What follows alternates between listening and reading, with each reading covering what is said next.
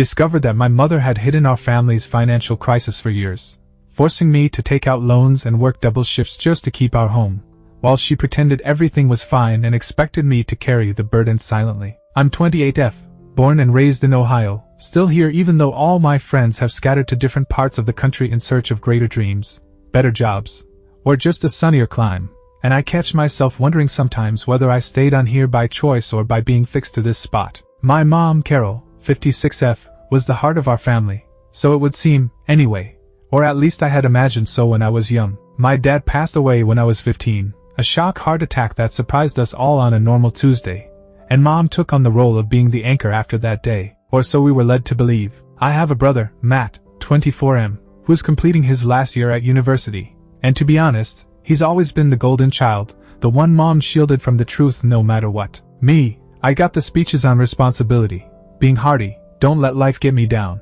Him, he got the don't worry about that, study hard pep talks. And maybe I did not push back because I thought that's what big siblings do, is bear more responsibility. But the truth of how much I weighed did not hit me all at once. It inside in small moments, things not quite coming together, bills that consistently seemed to end up in my name, and this underlying tension I could not articulate but always felt, like static at the edges of my life. The real unraveling started 2 years ago, when I was working full-time as a nurse in the local hospital and picking up extra shifts whenever I could, just to save for my own place. I was still at home, which in my late 20s wasn't quite the idea, but I kept reassuring myself that it was temporary, that I'd be gone as soon as I had saved up enough for a down payment. Except whenever I reached a point where I felt I might just do it, something would pop up. Surprise, bills, as Mom would say, car maintenance, a busted water heater, taxes that apparently we owed due to some blunder years ago. I'd borrow from my own savings because that's what you do for loved ones, right? You help. And Mom would always say, I'll pay you back as soon as I can, honey, don't worry. But she never did. I remember one night sitting at the kitchen table following my third consecutive 12-hour shift, fighting to keep my eyes open, and she shoved a stack of envelopes in front of me as if it was no big deal. Can you just take a look at these? I'm getting them confused, she said, and I wanted to scream. They weren't confused, they were overdue. Credit cards with balances that I didn't even know she had. And I thought, why is this on me? Why am I the one who's got the calculator in the middle of the night when my little brother is sleeping soundly in his dorm room, blissfully unaware? But instead of yelling, I pulled out my checkbook, because that's what she wanted, and because deep down inside, I was scared. Scared that if I didn't do something, it would all come crashing down. It wasn't until months later that I knew it had already come crashing down, years ago, and she just never told me. It's strange, even now, looking back and piecing it all together. When Dad died, we had life insurance, and I remember people saying we'd be okay financially because of it. But by the time I graduated from college, that money had been spent. Mom feigned that it had gone towards paying for the house, for our overhead, for staying in business, but there were holes. Vacations she insisted on, non-essential furnishings that didn't add up, dinner eaten out when I knew she was telling us we were tight, and her preoccupation with appearances, making sure people thought we were fine, more than fine, as if nothing whatsoever had happened since Dad passed on. I recall this one church picnic, maybe 3 years or so after Dad had died, when Mom showed up in this entire new get-up, hair done at the beauty parlor, giggling along with everyone, and then for supper that evening we ate peanut butter sandwiches because money was tight that week. It didn't occur to me then, but I realize now as clearly as the day is long, she was living in denial, and I was her crutch. At 22, straight out of nursing school, I co-signed for a new roof loan because she insisted that she couldn't qualify by herself. At 25, I used my credit to help finance the car she needed, since hers was inconstant, even though I was still driving the Honda I got in high school and in which I wore an Igloo cooler for a bumper. Every time, thank you, every time she promised she'd make the payments, and every time I ended up paying them myself when she forgot, or had a bad month, and I allowed it to go on. Maybe because I felt guilty, maybe because I did not want to see her as a failure, maybe because if she was failing then we were all failing. The point of change, though, was when the home mortgage company started calling me. That's when I realized the home wasn't a little behind, it was months behind, and foreclosure was imminent. I remember sitting in my vehicle in the hospital parking lot during my lunch break, holding on to my phone with this ball in my gut while the woman informed me that unless we paid immediately, we'd lose the house. We, as if I had signed something, which, as it turned out, I had. I was put on some of the papers Mom made me sign years ago, saying it was just a formality, that she needed a co-signer on a refinancing deal, and I, young and too naive, did not complain. Now I was drowning in responsibility I did not agree to, while she smiled for the neighbors and pretended everything was fine. And the worst part? She insisted on silence. She got me to go on, to keep lugging it around, to keep it secret from Matt, to keep it secret from everyone. "He's got enough to deal with at school," she'd say. "Don't burden him with that." And so I did it quietly, working double shifts, piling up credit cards, applying for personal loans under my name to buy us some time. And every morning, she'd sit at the kitchen table, sipping coffee, flipping through her phone like we weren't clinging by our fingernails. I'd push for a plan, how in the world we were going to escape this, and she'd wave me away with, "It's under control." It wasn't though, and I was breaking. I wish I could say that I stood up to her at that moment, that the moment I knew how terrible it was I put all my cards on the table and insisted on an explanation. But that's not what I did. Instead, I curled in upon myself, like always. I returned to work, took up every available shift they had, even if it meant getting 3 hours of sleep each night, and surviving on caffeine and adrenaline. I recall charting at 2 in the morning, my vision going fuzzy, and thinking, "I'm killing myself for a house I don't even want to live in anymore." And still, I couldn't quit. It was home, my dad's home, the only place that still felt like something of him remained. The walls still had the marks where he measured our height every year, the squeaky step on the stairs he complained about fixing. It was almost as though letting the bank take it would be like letting him go. So I kept paying, but resentment inside me was growing like a runaway fire. Mom would act like nothing was wrong, like the fact that I was barely home because I worked all the time was simply my choice. She'd tell people, "Oh, Emily's just such a hard worker, she loves her job," when actually I was suffocating. I didn't love to work. I loved my patients, but I hated what my life had reduced to. Every second of my life translated into a dollar that went straight into some rabbit hole Mom had sprung on me without so much as a word of warning. I'd turn in from a night shift, and she'd be sitting in front of the television, tea in hand, as if she had not realized the power bill was 3 weeks behind, and I'd have this rage rising up so intense that I terrified myself. I'd thump my bag on the floor more roughly than I needed to, hoping only that she'd notice how tired I was, that she'd say something, anything, but she never did. The unspoken rule was that I shouldered it, and she smiled while it happened. Matt was a whole different level to this. He'd call from college and whine about how stressed he was for an exam, how much pressure he was under, and Mom would dote on him, reminding him to look after himself, that everything at home was all right. Other times she'd put me on speakerphone and I'd bite my tongue so hard it would bleed, because what I wanted to do was say, "Fine, you don't know. I'm suffocating and Mom is on the beach acting like it's a beautiful day." But I didn't. I played the game. I reminded him to study hard, not to worry. And the worst part is that I didn't even resent him.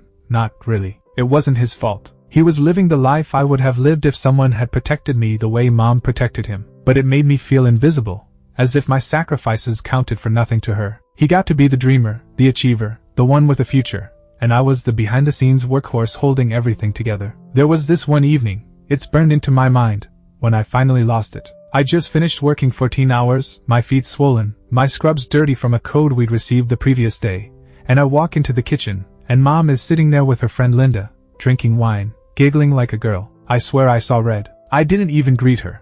I just grabbed the stack of bills on the counter and dumped them onto the table in front of her. "Do you care to explain to me how this is okay?" I demanded, my voice shaking so badly Linda's smile froze. Mom's expression tightened, that artificial smile of courtesy she always wore, and she said, "Not now, Emily, we have visitors." And something broke inside me. "Not now? Don't you even know I can't keep doing this? I'm not a bank, Mom. I can't work around the clock just to keep us from losing everything while you just sit here drinking wine." Linda looked like she wanted to disappear into the floor, and Mom gave me that cold look, the one that made me feel like a little kid again, and she said, "We'll talk later." That was it. Dismissed. I stomped to my room and slammed the door, and I wept until I could not breathe. Not just for the money, but because in that instant, I realized that she no longer considered me her daughter. She had made me her safety net, her shield from reality, and she needed me to be quiet so she could keep up the facade. Following that, I did not have much interaction with her. Rather, it was like treading on glass shards. I'd be out of the house when I could, taking overtime even when they didn't need me to, just because it was easier to be exhausted at the hospital than it was to sit across from her at night pretending not to know that we weren't one paycheck away from losing everything. And when we did talk, it was always small talk. How was work? Good. Do you want me to cook pasta for dinner? Sure. I couldn't take the lying anymore, but I had no idea how to live outside of it. And every month the dollars constricted a little harder. I juggled credit card statements, loan payments, mortgage statements, all while trying to hold on to some sort of life for myself. We'd invite me out, and I'd excuse myself because I couldn't even get a cheap dinner, not with another mortgage payment coming due in 3 days. I'd sit in my car and drive by their apartment complexes, and watch them laugh as they went inside to visit each other. And I'd feel this overwhelming loneliness. They had no clue what I was lugging. Nobody did. The real kicker, though, was when I discovered that she'd known about the crisis for years. Years before I ever stepped foot inside the building. A letter came in the mail addressed to her from the bank, and somehow she just left it on the counter. My curiosity got the better of me, and I opened it. A history of payments on her mortgage was within, showing she'd been behind on her payments all the way back to when I was in school. My gut dropped. All those times she lied and told me everything was fine. All those times she smiled and said so, already in pieces then. She didn't just keep me in the dark, she built an entire falsehood on me, and I had believed it. Undefined, and in that moment, I felt something shift within me. Undefined, it was no longer frustration, it was betrayal. Undefined, she'd stolen years of my life by lying to me, by drawing me into her denial without ever giving me a choice. It's strange the way that having too much doesn't quite feel like a bomb just going off right away. It feels like a leak, like you're moving around with holes in your chest that no one else can notice. That's what those months were like for me. I was drawn so thin I felt hollow, like I was just a body moving from shift to shift with nothing inside me anymore. My fingers would shake as I tried to chart because I was so tired, and there were times I'd sit in the hospital locker room before my shift and just look at myself, wondering how much longer I could go before something snapped. And the worst of it wasn't the lack of sleep, it was the lying. Acting like my coworkers that I was just driven, that I signed up for so many doubles because I was saving for something big. Acting like my brother that everything was okay at home, that mom was the same tough woman he thought she was. Acting like my mom that I wasn't slowly breaking down under the weight she had put on my back. I could find myself seething with anger towards her more and more every day, yet at the same time, some distorted sense of loyalty prevented me from speaking out. I was brainwashed into defending her, even from herself. I came home after a savage double shift one night. My toes were numb, my throat burning from wearing a mask for the entire day, and I stepped into the kitchen and found Mom sitting at the table surrounded by a pile of catalogs, marking furniture she wanted to buy. I lost it. I just said, "How can you be sitting here selecting new chairs when we're going to lose our house? Don't you hear yourself?" And she just didn't flinch. She looked at me like I was the one who was being unreasonable and told me, "Emily, we can't stop living just because things are hard." And I promise you, something snapped within me at that point. Things are hard? Mom, we're drowning. I'm drowning. And you're going around armchairs like we're living in some home in a magazine. I can't do this anymore. She put her hand on mine, calm as anything, and said, "You'll thank me one day. For keeping things normal. For not letting this house turn into a war zone. You'll understand when you're older." Older? I was 28, working my tail off, racking up debt I'd never be able to pay back. And she still acted as though I were a kid who wouldn't get the larger picture. That conversation rewound itself in my brain. It wasn't denial anymore. It was delusion. She actually did believe fake was a form of love, as in if she plugged in the gaps, I'd never noticed the foundation was eroding beneath us. The harder I struggled to hold it all together, the harder it started to show up in my body. I got migraines so bad that I would have to staple myself in a black room for hours. I would lose handfuls of hair in the shower. I would wake up with a pain in my chest, convinced that I was going to have a heart attack at 28. And every time, Mom would brush it off. "You're just stressed, honey. You need to relax, relax." Like I had such an option. I tried to sit down with her, to tell her how serious this was. I laid out spreadsheets before her, payment schemes, downsizing scenarios, and she'd nod and then immediately turn back to playing along. She'd say, "We'll figure it out. Stop being so uptight." I started to realize she didn't want it fixed. Fixing it would be admitting that she'd failed, and she couldn't handle that. So she just kept passing it off to me, because as long as I was panicking behind the scenes, she could keep keeping up her fantasy. The mad guilt was eating away at me too. He'd call from school, all excited about some internship, asking to know whether he could bring home friends for the weekend, and I'd have this lump in my throat because he was oblivious. How could I let him enter into this affair? But then again, how could I take away his last shred of innocence? Mom had protected him so zealously from the truth that I felt like the villain even thinking about telling him something. So I carried the secret in silence. I'd listen to him talk about his future, how he would be departing to go to Chicago after graduation, and I'd smile and attempt to nudge him along, thinking all the while, "I'll be stuck here forever, cleaning up after this, and you'll never even notice." That's when the bitterness really started seeping, not towards him in particular, but towards the whole dynamic. The way that Mom had decided I was the one to do it all, and he could dream all he wanted to. It made me feel as though I was invisible, that my life meant nothing more than what I could provide her. One night, after yet another screaming argument that went nowhere, I finally spoke something that I never thought I would ever say. I told her that I hated her. The words tumbled out before I even realized them, raw and biting, and the instant they left the air I was sorry. But also I knew they were the truth. I hated what she did to me. I hated the way she smiled to neighbors when I was falling apart inside. I resented the fact that she was entitled to look at me directly in the face and say it was normal. When my credit was shot, my health failing, and my life a prison I'd never willingly joined, she never screamed. She never sobbed back. She just looked at me with this blank expression and said, "You don't mean that." And maybe she was right, maybe I didn't at some deep level. But at that moment I did. I meant it all. Because truth without love is not love, it's control. And I was only now understanding that. I returned to my bedroom that night and drew out every bill, every notice, every loan statement I had stashed away in drawers and boxes and spread them all out on the floor. I sat there for hours looking out over the overwhelming pile of debt hanging on my name, my credit, my future. It was suffocating. I thought about leaving, just picking up and leaving, moving in with somebody else, letting everything fall apart. But then I thought of Dad, thought of how proud he'd been of this house, how he'd worked 2 jobs at times just to keep it going, how he'd always said that this was our refuge. I couldn't be the one to take it from him, so I just sat there, weeping on the ground, and I decided to go on. Not because I was willing to, but because I couldn't tolerate the other choice. And that's the thing that hurt me the worst, not that I was surrendering, but that I didn't even have the ability to decide anymore. The reckoning did not come in some dramatic fire like you read about in films. It came in the smallest, most mundane way, as life so often does. Matt came back from spring break,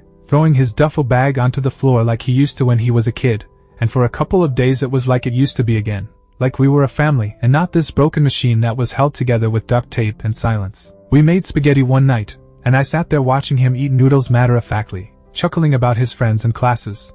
And I knew I couldn't continue to do it. I couldn't grin and sit there as he was in his cocoon of safety that I was exerting myself for. That night, after he was asleep, I spoke up to Mom. I told her that I had finally gotten to the place where I couldn't lie anymore, that Matt needed to know what was happening. She lost it, like I threatened to burn the house down. "You can't," she cried, her voice raising. "He's already got enough to handle. Emily, this would kill him." I stared at her, my trembling hands, and said to her, "Do you hear yourself? It's killing me, and you don't care. Why is his sanity worth more than my peace of mind? Why should he get to sleep and I get to drown?" She started crying, saying she didn't want this to be happening, that she had hoped she could figure it out before it came to this, and for a second I almost wavered. But then I remembered the letters, the years of lying, the fact that she had stood in front of me and lied about it being okay and signed my name on bills, and the anger flared up again. "You didn't think that you could fix it," I said to her quietly. "You thought that I would." She could not meet my eyes after that. The next day, I sat Matt down at the kitchen table,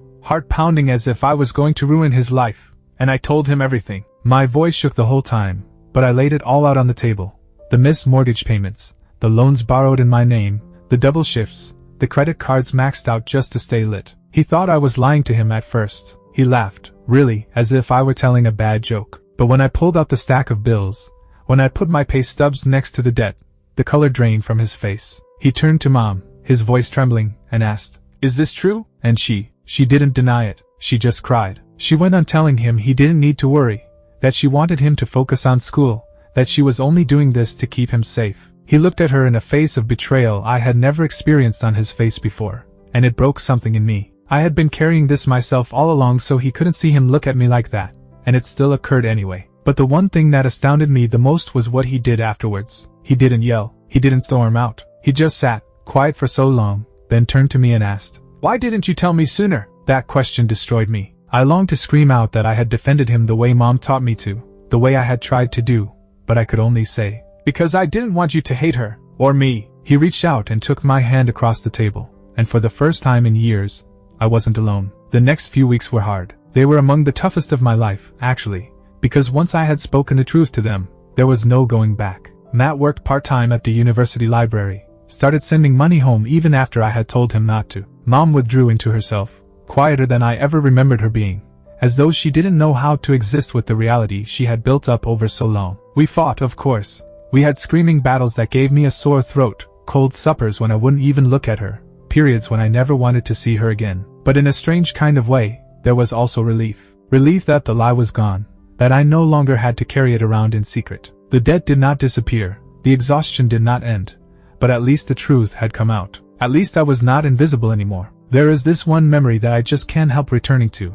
It was about a month after I spoke with Matt. I had just gotten back from a night shift, bone-tired, and there he was sitting at the kitchen table with stacks of bills in front of him, calculator on the side, just as I had done alone. He looked up at me, this tired smile creasing his face, and told me, "I get it now." And I stood there, eyes welling up with tears, because for the first time in years, it wasn't all on me. I wasn't the only one holding it together. That moment did not fix everything, but it mended a part of me I thought was gone forever. And Mom, our relationship will never be the same. I still love her, of course I do, but it's a different kind of love now. It's guarded, wary, marred with disappointment. I can't help but see what she did, how she offered me up on the altar of her denial. Sometimes I wonder if she'll ever actually get it, the harm she inflicted, not only financially but emotionally. Perhaps she won't, perhaps she can't, but I've given up on that apology that never arrives. I've given up expecting her to look at me the way I needed her to. Rather, I'm learning to observe myself, to notice the fortitude it required to get through what she put on me, to understand that I was better than this and still managed to keep us afloat. We're still in the house for now. The debt is still suffocating, the work is still exhausting, but something has changed now, something that feels like perhaps it is not my sole responsibility anymore. Matt is with me, and that's something. I catch Mom looking at us from time to time, this sadness in her eyes, and I wonder if she's finally realizing. If she's finally realizing that keeping someone safe doesn't always mean keeping the truth away. Maybe. Or perhaps she'll just continue to delude herself that she did save us by lying. Either way, I've come to terms with the fact that I'm unable to change her. The only thing I can alter is myself, what I'll allow, what I'll tolerate, what I'll give up. And if there is anything that I've learned from all of this, it is the reality that silence is a kind of prison now, and being alone with pain doesn't make you strong. It makes you invisible. And I will not be invisible anymore.